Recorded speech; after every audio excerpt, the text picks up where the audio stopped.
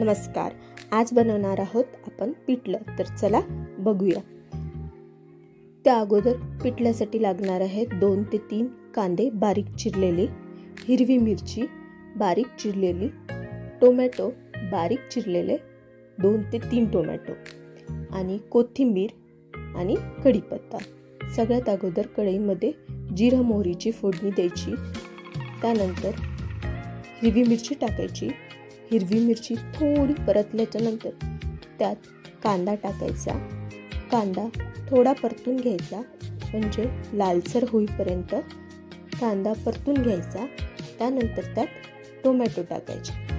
Tomato टाकल्याच्या नंतर ते पण व्यवस्थित परतून घ्यायचे आणि ते व्यवस्थित त्याला पाणी सुटलं टोमॅटोला की मग त्यात मीठ, हळद टाकायचे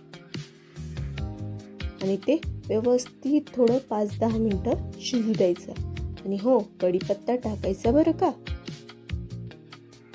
आपले टोमॅटो झाल्याच्या नंतर किंवा मग तुम्ही जेव्हा कांद्याची फोडणी देता तेव्हा पण आपण कढीपत्ता टाकू शकतो. चला, आता आपला कांदा, टोमॅटो आणि हिरवी मिरची व्यवस्थित शिजून गेलेली आहेत. व्यवस्थित त्याला थोडं पाणी सुटलं, एकजीव झाले की त्यामध्ये टाकायचं 2 ते 3 चम्मच बेसन. आता हे बेसन थोडा वेळ त्या मिश्रणामध्येच होऊ द्यायचं, म्हणजे सगळं व्यवस्थित परतून घ्यायचं आणि नंतरच त्यात पाणी सोडायचं. पाणी सोडल्याच्या नंतर व्यवस्थित ते मिक्स करून घ्यायचं. 5-10 मिनिटं व्यवस्थित शिजू द्यायचं. आणि आता आपले बेसन झाले आहे.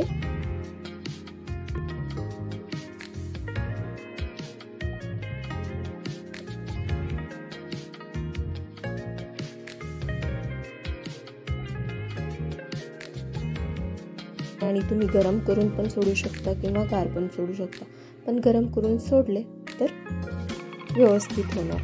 म्हणून पाणी थोडं गरम करून त्याच्यामध्ये सोडून द्यायचं आणि व्यवस्थित शिजू द्यायचं.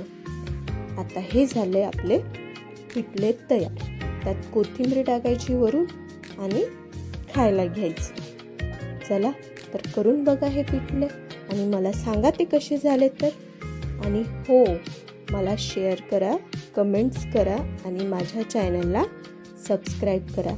तुमच्या सपोर्टची मला गरज आहे. कृपया मला सपोर्ट करा. धन्यवाद.